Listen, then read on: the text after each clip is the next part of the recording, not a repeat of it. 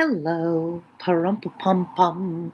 My neighbors in the neighborhood have Christmas music still playing, and I'm listening to pum, Little Drummer Boy. I couldn't think of the name of it. Well, I just did a test run on Pride and Prejudice, on Whereby, and it does work, but it's not ideal. Teleparty is probably the ideal way to do it. So I think we're going to go ahead and try with Teleparty tomorrow. Hello, Joseph Jones. Tomorrow, which is Thursday, the 31st, at 11:30 Central Standard Time. If you're not sure, hey, Farid, if you're not sure what Central Standard Time is for you, then it is here right now, 12:56. So whatever the time difference is between you and I, is what you want to account for. So like if it's 12:46 here and it's 1:46 there, then if I'm doing this at 11:30 here, then you need to do it at 12:30, and that's PM, by the way. So in the morning, my morning. So some of y'all, it's your tomorrow night. Really helped me get through my reading assignment for the book A Thousand Splendid Suns. Yay, Joseph! I'm so glad. I hope you liked it. I liked the story. I'm happy to hear that. I'm happy to hear, Farid, I'm reading what you wrote. I'm happy to hear that my YouTube channel has been helpful during this pandemic. At Christmas time, very few people are reading on Christmas break, and I'm glad. Yeah, I really love the story. Farid, can you send the link before so we can try it out before? I sent the link to Whereby, and Llama, it worked. She just clicked on the link and she joined. I mean, it's just, you don't have to download anything. You just click the link and it takes you to my class, to my room. It's a classroom. And she was able, we just watched Pride and Prejudice for a little bit and chatted a little bit. But the problem with Whereby is the account that I have only allows for 4. So I'm thinking about trying to expand it, but you were telling me it didn't work. So I don't know that it's worth it. And I know Teleparty will work. Yasvani. Hello. Maybe I don't think so. It's just the link. But maybe we can talk about it in Discord with Llama and she can tell. But my son has sent me before and I just click the link and it takes me to it. Maybe because you're on the phone, you might have to add the app, but it should have just taken you right to a regular, web page. So I don't know. I'm sorry about that. That's why I think let's just stay with Teleparty then. All right, we are in chapter 50. Looks like a lot of people have joined in. Let's see. Yeah. Some new people. Yasvani, I don't know you. Tell me not where you're from, but what book brought you here and why you like to read along with us. Are you a reader? Are you a student? Are you practicing English? Are you bored? Like, what, did you just stumble on it accidentally? No, I didn't. I mean, the first time I ever heard of it, Farid, it just took me to the link. But again, we can talk to Llama and see how it worked for her. I want to go ahead and read. So if you don't have, I'm thinking maybe you don't have Netflix. And if that's the case, we'll try and figure something out. But let's get our reading on. Yosvani, a student. So what book brought you here? Hey, Priyanshu. It's midnight in India. So what time? So that's about what time it'll be. It'll be like 10:30 for you to join the video. Something like that. I'm terrible at math, but something like that, right? If I'm watching it in the morning at 11:30, then maybe, it's 1 here. And it's 12:30 in the morning there. Okay, Farid, let's just stick with Teleparty then. I think that's the way we'll go because more people can do it and less complication. Let's see what has happened in our story. See if we can get it finished. I don't think we'll get it finished today. I'm certain we won't get it finished today. Their sister's wedding day arrived, and Jane Elizabeth felt for her, probably more than she felt for herself. The carriage was sent to meet them at blank place. It doesn't tell you. Remember, we've talked about that before, why they don't tell us the real names of cities. And they were to return in it by dinner time. Their arrival was dreaded by the elder Miss Bennet, and Jane more especially, who gave Lydia the feelings which would have attended herself had she been the culprit, was wretched in the thought of what her sister must endure. They're all thinking how ashamed she should be, but of course she's not ashamed. So they came. The family were assembled in the breakfast room to receive them. Smiles decked the face of Mrs. Bennet as the carriage drove up to the door. Her husband looked impenetrably grave, her daughters alarmed, anxious, uneasy. Lydia's voice was heard in the vestibule. The door was thrown open, and she ran into the room. Her mother stepped forwards, embraced her, and welcomed her with rapture, gave her hand with an affectionate smile to Wickham, who followed his lady, and wished them both joy with an alacrity which showed no doubt of their happiness. Their reception from Mr. Bennet, to whom they then turned, was not quite so cordial, so friendly. His countenance rather gained in austerity. He scarcely opened his lips. The easy assurance of the young couple, indeed, was enough to provoke him. Elizabeth was disgusted, and even Miss Bennet was shocked. Lydia was Lydia still, untamed, unabashed, wild, noisy, and fearless. She turned from sister to sister, demanding their congratulations, and when at length they all sat down, looked eagerly round the room, took notice of some little alteration in it, and observed with a laugh that it was a great while since she had been there. Wickham was not at all more distressed than herself, but his manners were always so pleasing that had his character and his marriage been exactly what they ought, his smiles and his easy address, while he claimed their relationship, would have delighted them all. Elizabeth had not before believed him quite equal of such assurance, but she sat down, resolving within herself to draw no limits in future to the impudence of an impudent man. She blushed, and Jane blushed, but the cheeks of the two who caused their confusion suffered no variation of color. There was no want of discourse, no lack of conversation. The bride and her mother could neither of them talk fast enough, and Wickham, who had happened to sit near Elizabeth, began inquiring after his acquaintance in that neighborhood with a good humored ease, which she felt very unable to equal in her replies. They seemed each of them to have the happiest memories in the world. Nothing of the past was recollected with pain, and Lydia led voluntarily to subjects which her sisters would not have alluded to for the world. Only think of its being 3 months, she cried, since I went away. It seems but a fortnight, I declare, and yet there have been things enough happened in the time. And they're all like ashamed of the scandal. And she's just like, can you believe how much time has passed? What a great adventure I've been on. Um,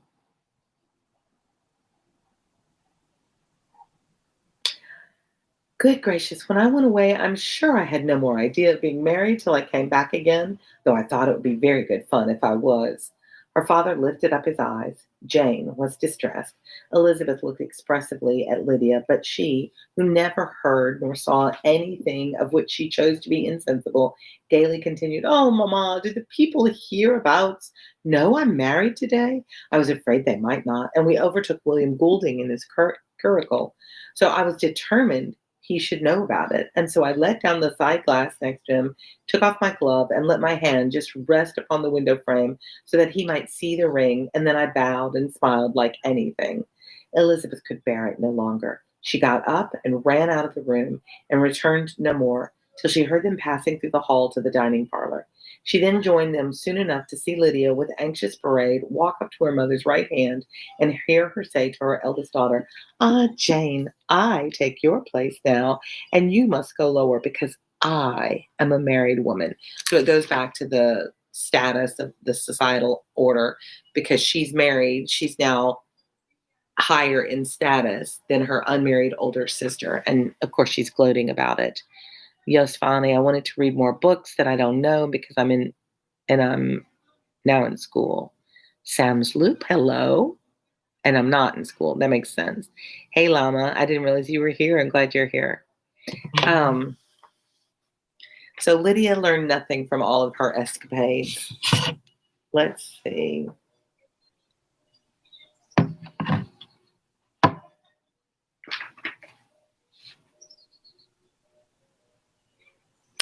It was not to be supposed that time would give Lydia that embarrassment from which she had been so wholly free at first. Her ease and good spirits increased. She longed to see Mrs. Phillips, the Lucases, and all their other neighbors, and to hear herself called Mrs. Wickham by each of them. And in the meantime, she went after dinner to show her ring and boast of being married to Mrs. Hill and the two housemaids. "Well, mamma," said she, when they were all returned to the breakfast room, "what do you think of my husband? Is not he a charming man? I'm sure my sisters must all envy me. I only hope they may have half my good luck. They must all go to Brighton. That is a place to get husbands. What a pity it is, mamma, we did not all go." "Very true, and if I had my will, we should. But, my dear Lydia, I don't at all like your going off such a way off. Must it be so?" "Oh, Lord, yes. There's nothing in that. I shall like it of all things. You and papa and my sisters must come down and see us. We shall be at Newcastle all the winter, and I dare say there will be some balls, and I will take care to get good partners for them all." "I should like it beyond anything," said her mother. "And then when you go away, you may leave one or two of my sisters behind you. I dare say I shall get husbands for them before the winter is over." "I thank you for my share of the favor," said Elizabeth, "but I do not particularly like your way of getting husbands." Their visitors were not to remain above 10 days with them. Mr. Wickham had received his commission before he left London, and he was to join his regiment at the end of a fortnight. No one but Mrs. Bennet regretted that their stay would be so short, and she made the most of the time by visiting about with her daughter and having very frequent parties at home. These parties were acceptable to all. To avoid a family circle was even more desirable to such as did think than such as did not. Everybody's just greeting each other, so I'm just checking to see what the conversation's about. So keep chatting. Wickham's affection for Lydia was just what Elizabeth had expected to find it, not equal to Lydia's for him. In other words, Wickham doesn't love Lydia, and Lydia's like totally infatuated and totally happy, just clueless. She had scarcely needed her present observation to be satisfied from the reason of things that their elopement had been brought on by the strength of her love rather than by his, and she would have wondered why, without violently caring for her, he chose to elope with her at all, had she not felt certain that his flight was rendered necessary by distress of circumstances, and if that were the case, he was not the young man to resist an opportunity of having a companion. So maybe he had gotten into some bigger trouble, maybe with gambling or with another woman, and he needed to get out of town, and this gave him the excuse to do it. Fareed, the visitors are, y'all are visiting, meaning an expression in the South means to converse with each other. Maybe is that a Southern local comment to say, "I'll let you visit," or go on visiting? I don't know if that may just be a Southern expression. That we're coming for a visit means a conversation, we're going to hang out. But our visitors are, Yosvani's new to us, Sam is new to us, but Fareed and Lama are regulars. And Priyanshu's a regular. So is that a Southern expression? It's not an expression everybody knows. Oh, just go on with your visiting or have a nice visit. Like it's a time together of conversation to talk to each other. I love when I can teach expressions that I don't realize are expressions. The South is full of them. Can y'all hear that music in the background? It's very soft and pretty. So we are where?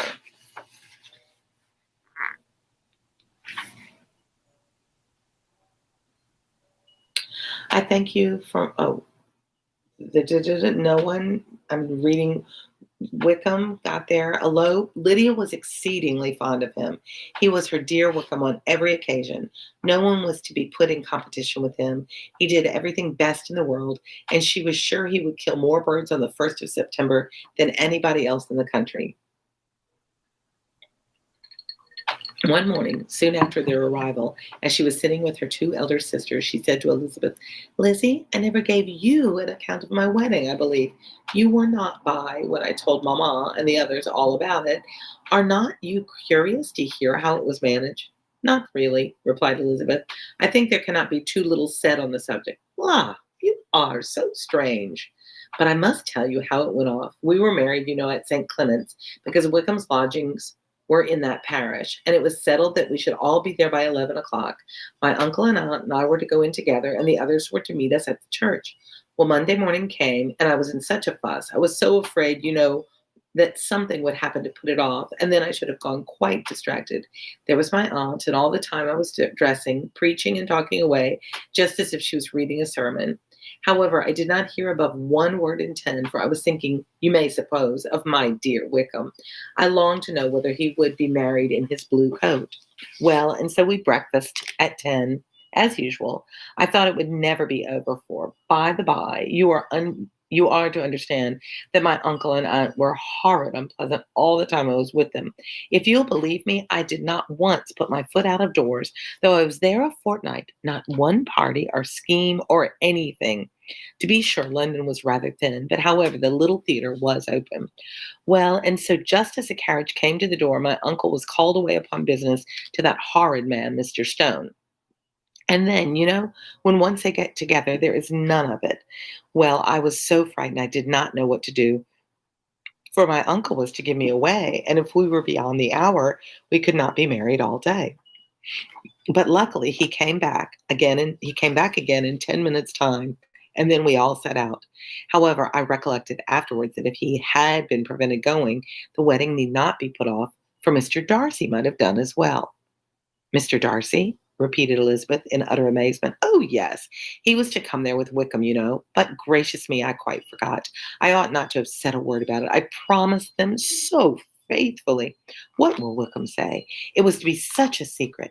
"If it was to be a secret," said Jane, "say not another word on the subject. You may depend upon my seeking no further." "Oh, certainly," said Elizabeth, though burning with curiosity. "We will ask you no questions." "Thank you," said Lydia, "for if you did, I would certainly tell you all, and then Wickham would be so angry." You're liking which book? The Pride and Prejudice? It is really, I love this story. It's a good story. It's a little convoluted and extreme and dramatic, but I still like it.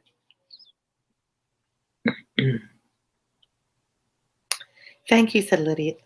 On such encouragement to ask, Elizabeth was forced to put it out of her power by running away. But to live in ignorance on such a point was impossible, or at least it was impossible not to try for information. Mr. Darcy had been at her sister's wedding. So this is a big news flash. She was sure Darcy was done with her, and now she finds out he was at the wedding. What does that mean? She's regretting that she didn't marry him. She has feelings for him now. The question is, are they sincere feelings, or is she just so practical? She's like, I could get along with this guy and he's got money, he's got a good life. So is it real love? Is it real understanding of each other? Or is Elizabeth just being practical and saying, oh, he's not as bad as I thought. He could be a good husband. But to live in ignorance on such a point was impossible. Mr. Darcy had been at her sister's wedding. It was exactly a scene and exactly among people where he had apparently least to do and least temptation to go. Conjectures as to the meaning of it, rapid and wild, hurried into her brain, but she was satisfied with none. Those that best pleased her, as placing his conduct in the noblest light, seemed most improbable. She could not bear such suspense, and hastily seizing a sheet of paper, wrote a short letter to her aunt to request an explanation of what Lydia had dropped, if it were compatible with the secrecy which had been intended. You may readily comprehend, she added, what my curiosity must be to know how a person unconnected with any of us, and comparatively speaking, a stranger to our family, should have been amongst you at such a time. Pray write instantly and let me understand it, unless it is, for very cogent reasons, to remain in the secrecy which Lydia seems to think necessary. And then I must endeavor to be satisfied with ignorance. So she said, if you can tell me without breaking any confidence, please explain to me why Darcy was there. But if you can't, then, I respect that. Not that I shall, though, she added to herself as she finished the letter. And my dear aunt, if you do not tell me in an honorable manner, I shall certainly be reduced to tricks and stratagems to find it out. Well, that's honest. Jane's delicate sense of humor would not allow her to speak to Elizabeth privately of what Lydia had let fall. Elizabeth was glad of it. Till it appeared whether her inquiries would receive any satisfaction, she had rather be without a confidant. And that is, so I read 51, not 50. I lied. That's 51. So now we're on 52. That's only 20 minutes in. Let's see how long 52 is. And then I need to go and change. 52 looks a little long, but we'll read what we can because I really do want to finish the book. Yeah, this chapter is kind of long. We probably won't finish it in this reading, but I will try. Fareed, I know. It's when I looked at it, it was LI, and for some reason that became 50 still in my mind instead of 51. But we definitely just finished 51. And now I'm going to read 52 after I have a sip of water. This corona has left me so dehydrated, and that was something the doctor did tell me. Just make sure you stay hydrated. In a perfect world, I would have loved to have had an IV just to kind of get me over the hump of everything. But I'm still on antibiotic and sinus medicine. It just takes forever to get better. Thank God I have a good friend, a dear friend. He's like a grandfather figure to my children, who is in the hospital for the second time with corona, the side effects of it. So mine is Roman numerals, Fareed, and I'm terrible with Roman numerals. You can see them here. I can do the basics, but when we get into 50 and above, I start getting a little bit lost. So, all right, let's read this next chapter. Let's read. Elizabeth had the satisfaction of receiving an answer to her letter as soon as she possibly could. She was no sooner in possession of it, and I'm just going nosily to see who's left on here with us because my daughter is traveling, and I wondered if I was keeping her entertained while she's driving. Elizabeth had the satisfaction of receiving an answer to her letter as soon as she possibly could. She was no sooner in possession of it than, hurrying into the little copse where she was least likely to be interrupted, she sat down on one of the benches and prepared to be happy, for the length of the letter convinced her that it did not contain a denial. Grace Church Street, September 6th. So where was our last letter? I thought it told us a date. I mean, there's a letter, but it doesn't have the date on it. I'm just trying to see how much time has passed. Maybe a month? Maybe 2? My dear niece, I have just received your letter and shall devote this whole morning to answering it.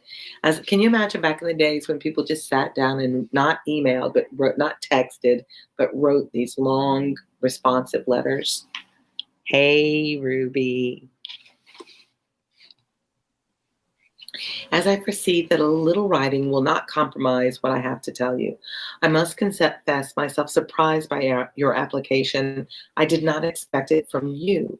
Don't be angry, however, for I only mean to let you know that I had not imagined such inquiries to be necessary on your side.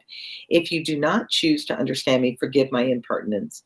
Your uncle is as much surprised as I am, and nothing but the belief of your being a party concerned would have allowed him to act as he has done. So they believed that Elizabeth was involved in sending Darcy.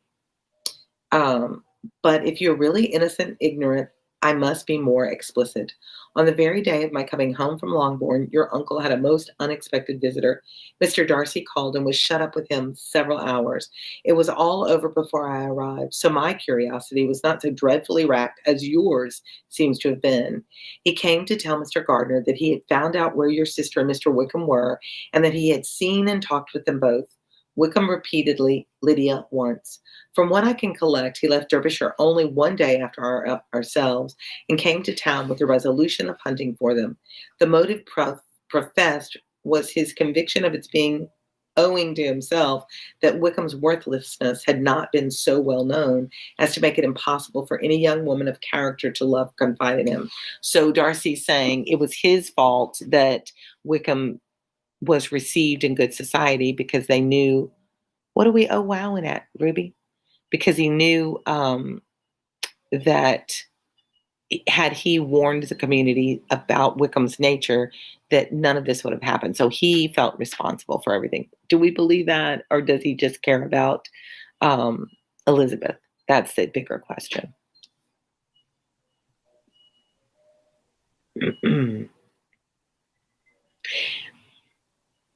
I always lose my place. He generously imputed the whole to his mistaken pride and confessed that he had before thought it beneath him to lay his private actions open to the world. His character was to speak for itself.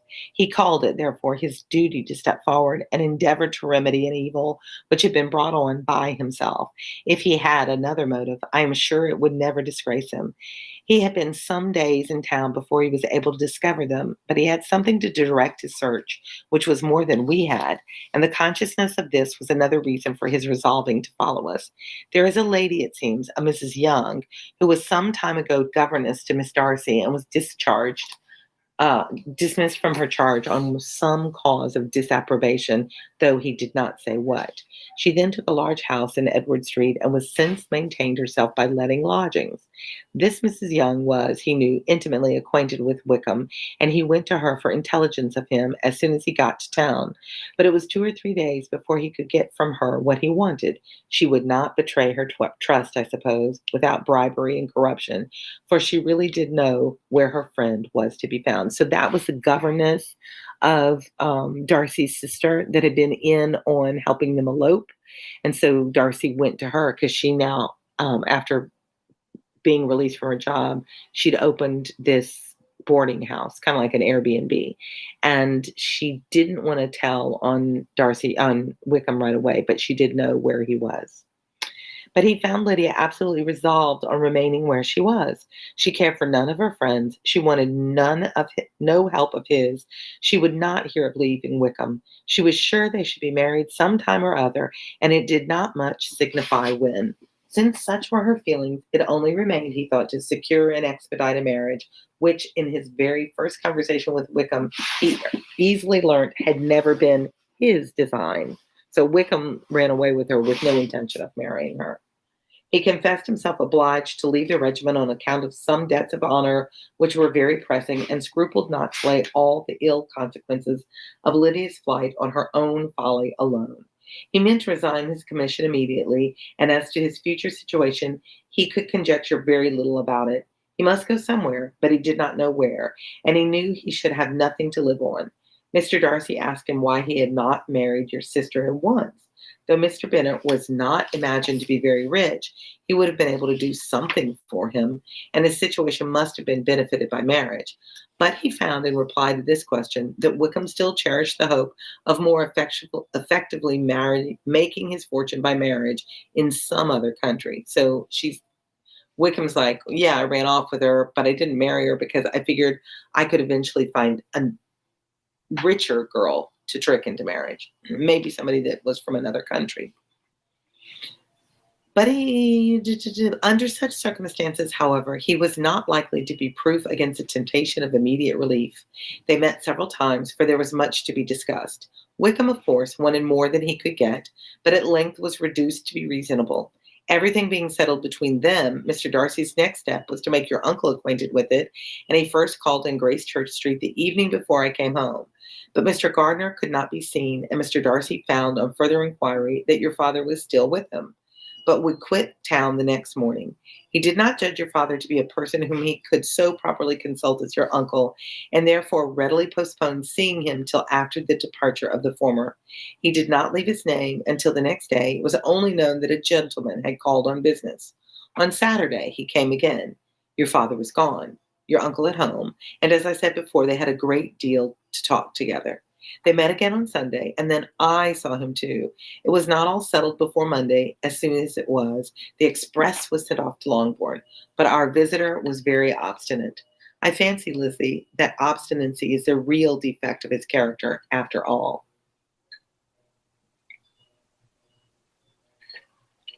I'm so thirsty. He has been accused of many faults at different times, but this is the true one. Nothing was to be done that he did not do himself, though I am sure, and I did not speak it to be thanked, therefore say nothing about it. Your uncle would most readily have settled the whole. They battled it together for a long time, which was more than either the gentleman or lady concerned in it deserved. So they were both trying to pay for everything, and neither one wanted the other one to take responsibility. But at last your uncle was forced to yield, and instead of being allowed to be of use to his niece, was forced to put up with only having the probable credit of it, which went sorely against the grain. And I really believe your letter this morning gave him great pleasure, because it required an explanation that would rob him of his borrowed feathers, and give the praise where it was due. But Lizzie, this must go no farther than yourself or Jane at most. You know pretty well, I suppose, what has been done for the young people. His debts are to be paid, amounting, I believe, to considerably more than £1,000. Another thousand in addition to her own settled upon her, and his commission purchased. The reason why this was to be done by him alone was such as I have given above. It was owing to him, to his reserve, and want of proper consideration, that Wickham's character had been so misunderstood, and consequently that he had been received and noticed as he was. Perhaps there was some truth in this, though I doubt whether his reserve or anybody's reserve can be answerable for the event. But in spite of all this fine talking, my dear Lizzie, you may rest perfectly assured that your uncle would never have yielded if we had not given him credit for another interest in the affair. When all this was resolved on, he returned again to his friends who were still staying at Pemberley, but it was agreed that he should be in London once more when the wedding took place, and all money matters were then to receive the last finish. I believe I have now told you everything. It is a relation which you tell me is to give you great surprise. I hope at least it will not afford you any displeasure. Lydia came to us, and Wickham had constant admission to the house. He was exactly what he had been when I knew him in Hertfordshire, but I would not tell you how little I was satisfied with her behavior while she stayed with us, if I had not perceived by Jane's letter last Wednesday that her conduct on coming home was exactly of a piece with it, and therefore what I now tell you can give you no fresh pain. I talked to her repeatedly in the most serious manner, representing her to all the wickedness of what she had done and of all the unhappiness she had brought on her family. If she heard me, it was by good luck, for I'm sure she did not listen. She's a 16-year-old girl caught up in her own romance. I was sometimes quite provoked, but then I recollected my dear Elizabeth and Jane, and for their sakes had patience with her. Mr. Darcy was punctual in his return, and as Lydia informed you, attended the wedding. He dined with us next day, and was to leave town again on Wednesday or Thursday. Will you be very angry with me, my dear Lizzie, if I take this opportunity of saying what I was never bold enough to say before, how much I like him? His behavior to us has, in every respect, been as pleasing as when we were in Derbyshire. His understanding and opinions all please me. He wants nothing but a little more liveliness, and that, if he marry prudently, his wife may teach him. I thought him very sly. He hardly ever mentioned your name, but slyness seems the fashion. Pray forgive me if I have been very presuming, or at least do not punish me so far as to exclude me from P. I shall never be quite happy till I have been all round the park. A low phaeton with a nice little pair of ponies would be the very thing, but I must write no more. The children have been wanting me this half hour. Yours very sincerely, Miss Gardner. The contents of this letter threw Elizabeth into a flutter of spirits in which it was difficult to determine whether pleasure or pain were the greatest share. So we're 34 minutes in. Am I going to do a live tomorrow? I'm going to, yes, funny. I'm going to, we're going to watch the movie on Discord, which is our group's way of chatting with each other. That's how I know a lot of these different people. Hi, Maya. So I don't know if I'll read because the movie's at least 2 hours long. But if I have time, then I will read again tomorrow because I would like to finish reading the book. But 1, 2, 3, 4, 5, 6, 7, it looks like 7 or 8 more chapters. So it'll probably be another week of reading, is what I'm thinking. But I'm looking forward to the movie. The movie's good.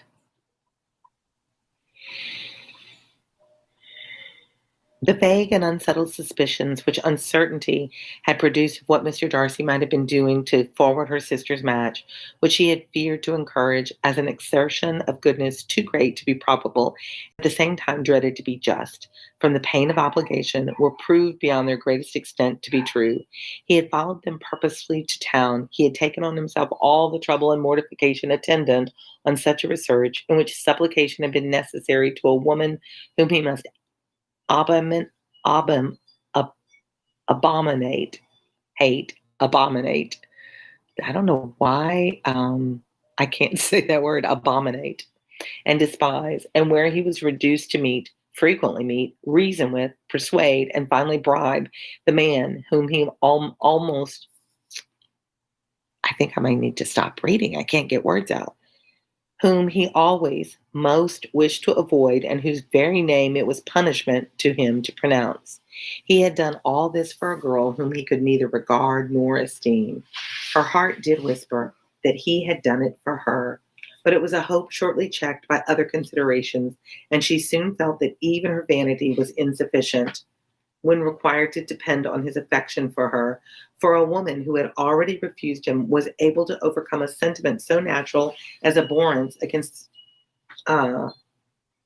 relationship with Wickham, brother-in-law of Wickham. Every kind of pride must revolt from the connection. She's hoping that he did it all for her, but she can't believe that he did. Venus, it's been a while, and I'm so glad you're here. I hope you're doing well. And your grandma? How's your grandma? If I remember correctly, Venus, you live with your grandma? I could be wrong. It's been a long time. So help me remember.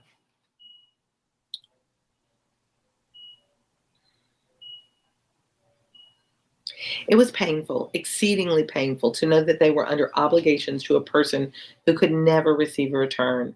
They owed the restoration of Lydia, her character, everything to him. Oh, how heartily did she grieve over every ungracious sensation she had ever encouraged, every saucy speech she had ever directed towards him. For herself, she was humbled. She was proud of him, proud that in the cause of compassion and honor, he had been able to get the better of himself. She read over her aunt's recommendation of him again and again. It was hardly enough, but it pleased her. She was even sensible of some pleasure, though mixed with regret, on finding how steadfastly both she and her uncle had been persuaded that affection and confidence subsisted between Mr. Darcy and herself. She was roused from her seat. I'm really glad you popped in. I think of you. And her reflections by someone's approach, and before she could strike onto another path, she was overtaken by Wickham. I'm afraid I interrupt your solitary ramble, my dear sister, said he, as he joined her. You certainly do, she replied with a smile, but it does not follow that the interruption must be unwelcome. I should be sorry indeed if it were. We were always good friends, and now we are better. True. Are the others coming out? I don't know. Mrs. Bennet and Lydia are going in the carriage to Meryton. And so, my dear sister, I find from your uncle and aunt that you've actually seen Pemberley. She replied in the affirmative. I most envy you the pleasure, and yet I believe it would be too much for me, or else I could take it in my way to Newcastle. And you saw the old housekeeper, I suppose. Poor Reynolds. She was always very fond of me. But of course she did not mention my name to you. Yes, she did. And what did she say? That you were gone into the army, and she was afraid had not turned out well. At such a distance as that, things are strangely misrepresented. Certainly, he replied, biting his lips. Elizabeth hoped she had silenced him, but he soon afterwards said, I was surprised to see Darcy in town last month. We passed each other several times. I wonder what he could be doing there. Perhaps preparing for his marriage with Miss de Bourgh, said Elizabeth. It must be something particular to take him there at this time of year. Undoubtedly. Did you see him while you were at Lambton? I thought I understood from the gardeners that you had. Yes, he introduced us to his sister. And do you like her? Very much. I have heard indeed that she is uncommonly improved within this last year or two. When I last saw her, she was not very promising. I'm very glad you liked her. I hope she will turn out well. I dare say she will. She's got over the most trying age. Did you go by the village of Kimpton? I do not recollect that we did. I mention it because it is the living which I ought to have had. A most delightful place, excellent parsonage house. It would have suited me in every respect. He's still full of his lies. He and Lydia make a good match, don't they? Because they both live in the reality that they create and that they tell everybody is the reality.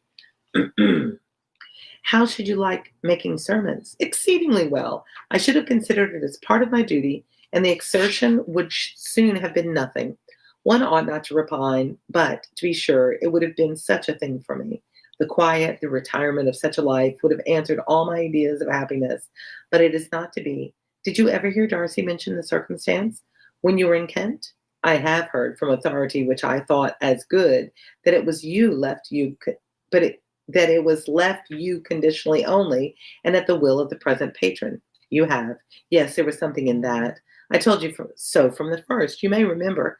I did hear, too, that there was a time when sermon making was not so palatable to you as seems to be at present, that you actually declared your resolution of never taking orders, and that the business had been compromised accordingly. You did, and it was not wholly without foundation. You may remember what I told you on that point when first we talked of it. They were now almost at the door of the house, for she had walked fast to get rid of him, and unwilling for her sister's sake to provoke him. She only said in reply, with a good-humored smile, "Come, Mr. Wickham, we are brother and sister, you know. Do not let us quarrel about the past. In the future, I hope we shall always be of one mind." She held out her hand. He kissed it with affectionate gallantry, though he hardly knew how to look, and they entered the house.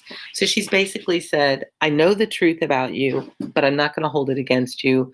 You're family now, so let's forget it and move forward. But I've got your number. What do we think about Elizabeth? Is she a good character, a complex character, a simple character? What do we know about Lydia and Wickham? What are your original impressions of everybody, your original prides and prejudices about people? Were they right? Or are you starting to change your opinion of people, just as Elizabeth has changed hers about Darcy? So that leaves us wondering what will happen next. I always think I'm almost done, and then I look, and there's still so much more to go. The weather is cool. It's overcast today. Tomorrow is New Year's Eve. What are you guys planning to do? I hope you have something fun lined up. I hope 2021 is going to be better. I now have Corona behind me. I will still get a vaccine when I can. For Reed, I'm going to go to Discord, and maybe we can try out once again how to get Teleparty going, because I want to make sure everybody's able to join us. I appreciate you guys reading along with me. If you haven't already subscribed, do it, because I like growing. I'm kind of stuck just under 11,000, but I can't believe we're continuing to move. Sorry, my sinuses, I just want to, they're still all messed up from Corona. I am hoping that next year is, for me, it's just me and my family, because gathering are not allowed. Yeah. It's just going to be me and a friend. My kids are out. Yes, honey, it's good to be with family. I've found this time to be great. I hope to go see my dad at some point tomorrow or Friday. I need to make black-eyed peas probably, because that's very traditionally Southern. Black-eyed peas are for health. We need that. Greens of some sort, like cabbage or collard greens, for money. And I don't eat ham, so I need to make some kind of ham substitute. I don't know what the ham was for. Fertility, maybe? Yeah, we're still in the lockdown. And do so, because I've had this stupid Corona, and it's terrible. You don't want to have it. I followed all the rules, but I did go out, I would go to pick up groceries, or I did do some Christmas shopping, but it was at an outdoor mall. So I'm thinking maybe I got it there. But I did go to the office. We were required to go on Mondays and Tuesdays into the office, but we all wore our masks and, used hand sanitizer. I live in Louisiana, Yasvani. Houston's about 5 hours from me. I like to go to Houston. Why do you ask? Because the weather's the same in Houston today. Baton Rouge is where I am. It's the capital of Louisiana. Small, it's about 250,000 people, small. We have had a lot of corona here. But because of my father, who's 84, I've tried to be very careful, and I thought I had followed all the rules. I really don't know how I got it. I'm not aware of anybody that I was in contact with that had it at the time that I was in contact with them. So either it lives longer than we think, or it was around my office and I picked it up at the office, or I got it at one of the outdoor shopping malls. But I was really careful at the shopping mall with my mask, and with everywhere I went, I was using the hand sanitizer. So I don't know how I got it, but I got it. And it took me, like I say, I'm still on medication, but technically I'm out of quarantine. It's called a garden home neighborhood. You can see how small the backyards are. I mean, they're very close you see the roof lines. They're very close to each other, but it's a small town. So, and it's a dead end neighborhood. There's only probably 100 houses in my neighborhood. And I do love to sit outside and enjoy when the wind chimes go or the birds chirp, or just to enjoy sitting here. When my granddaughter's here, she likes to play on her little play set, and I can sit out here with her. I spend, I would say, 75% of my time on this porch. It's just I got a little barbecue over there. It's just a nice, cozy little spot. I need a new fence. But it's not a big city. I don't think I could ever live in a big city. My son lives in São Paulo, Brazil, and it's noisy all the time. I talked to him yesterday, and you could constantly hear repairs going on in the apartment he lives in. And when I've traveled, I always prefer small towns to big cities. It's cozy. That's exactly Fareed, and that suits me. I don't like fancy schmancy. I like little, the leather chair was my parents'. I like my little snuggly chairs that I can sit in, and they're all over my house. My bookshelf, I mean, the house is very well suited to me. I've only had it since 2012. We talked in Discord about, like how, because I have 5 kids, and some points the daughters all piled into one room together. At one point, 4 kids and I were in a 2-bedroom apartment. So I slept in the living room. And then at one point we had a huge house that was 6 bedroom, 6 bath with a guest house and a pool. So we've been all over the range of financial success. And now it's just me. And the house is 3 bedrooms. So it's good when the kids come over. Hi, Elizabeth. When the kids come over, my granddaughter comes over, it's cozy and comfortable, but it's not too big for me to feel lonely in. It's just a good place for me. No, not a long time. But probably the longest I've lived anywhere as an adult. My favorite writer. Hmm. I think it depends on the mood. I have recently really fallen in love with Zora Neale Hurston. Before that, it was probably one of the Austens, Jane. It was probably either Jane or one of the Bronte sisters. I really love storytellers. Like I loved Holes. I liked the way that story was told. Hey, Sid. I'm looking at my bookshelf. I don't love Dickens, but one of my favorite books is Tale of Two Cities. Don't love Hemingway, but I enjoyed teaching Hemingway. Do any of those help? Were you looking for a particular author? I really do. And I really did love as a girl, Little Women. Poetry book, I saw that and I didn't weigh in on that for read because I like Paulo Neruda. He's a modern poet. Um, and I really like his work. It's odd, but so am I. So I would look up at some of his stuff. I don't like Emily Dickinson. Never did. Don't like Edgar Allan Poe. I liked the Romantics. I like Byron and Keats and Tennyson, Robert Burns. Those are the more classic poets. Um, y'all are making me think.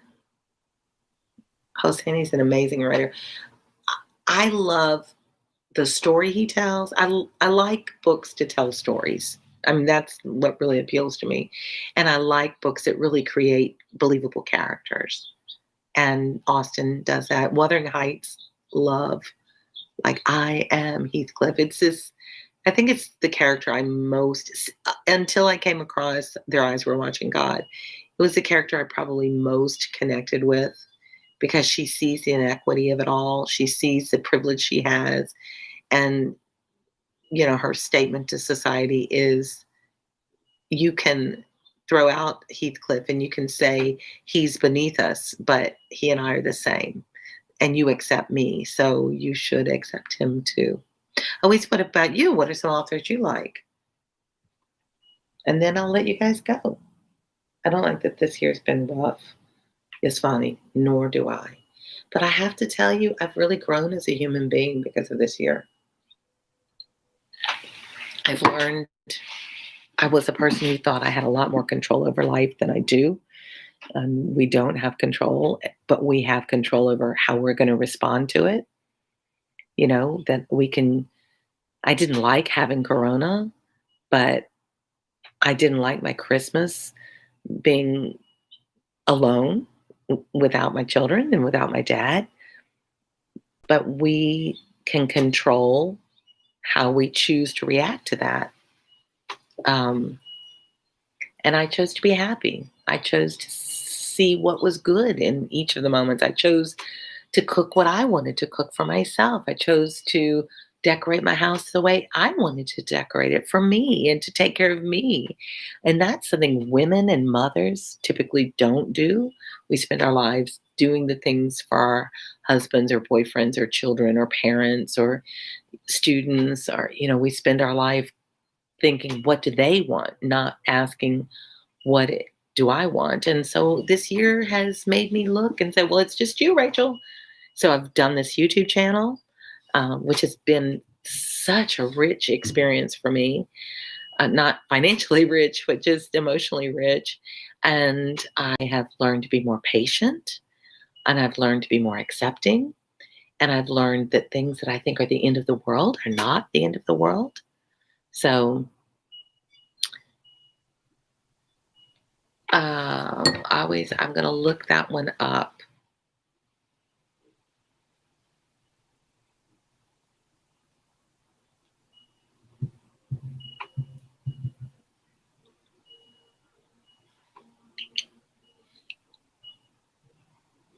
It's a song by the Beatles. Let me put book next to it and see. Novel.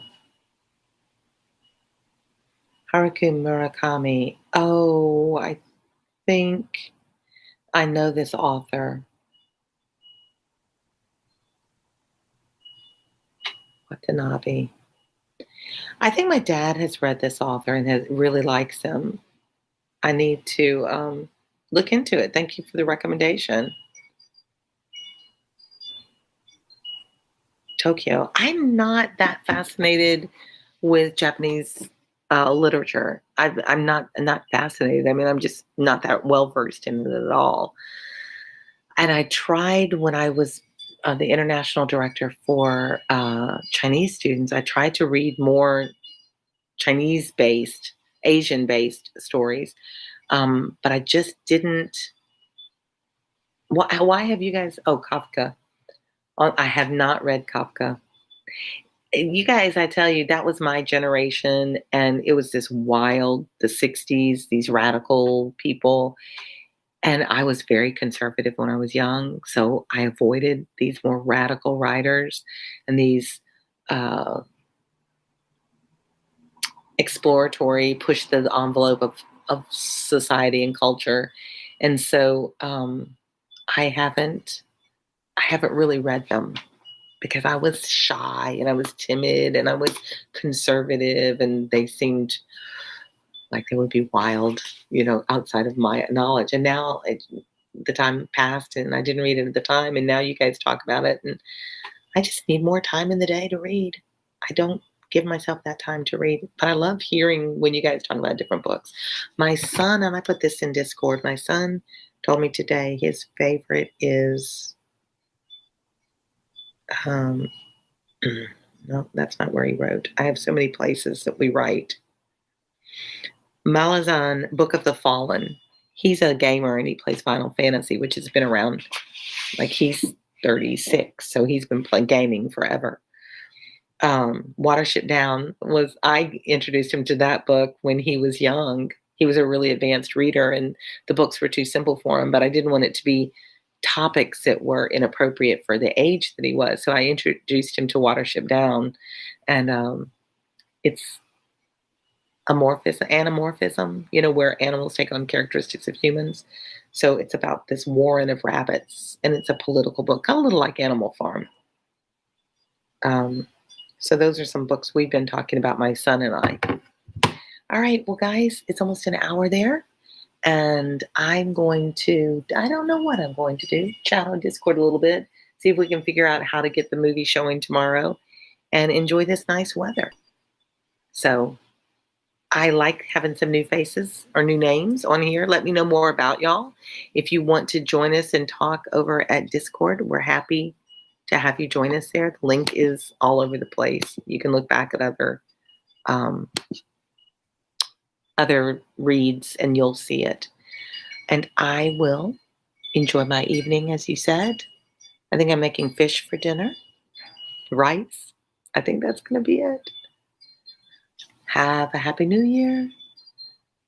As we all said, we hope that it's better than 2020 and that we get rid of this coronavirus and my son from Brazil can come visit me here and I can start traveling again because I miss it.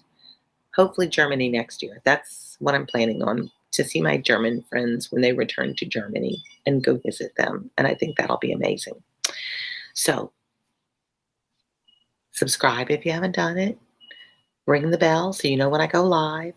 Join Discord if you haven't done that. And I will read to you next time. See ya.